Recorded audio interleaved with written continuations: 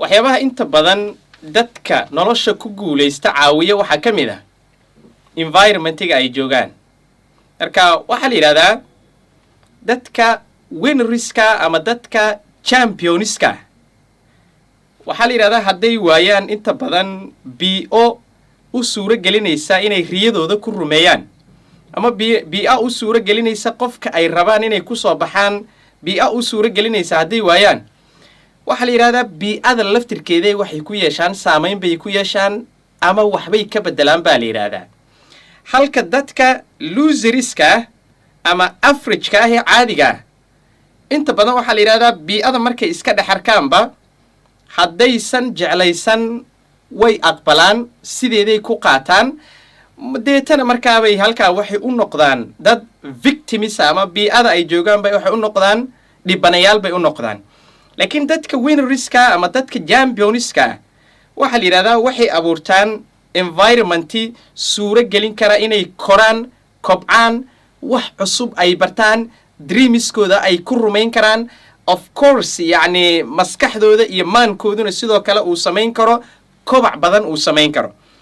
saa darteed qawaaniinta guusha waxaa ka mid ah baa la yidhaahdaa qaanuun ama sharci odhanaya xeerarka ugu waaweyn ee guusha waxaa ka mid ah qofku sideedaba inaanu aqbalin ama inaanu qaadan bii'ada uu joogo ama bii'ada marka u horraysa ee uu iska dhex arka haddaanu jeclaysan inaanu aqbalin ama aanu u noqon dhibane inaanu u noqon ayaa ka mid ah.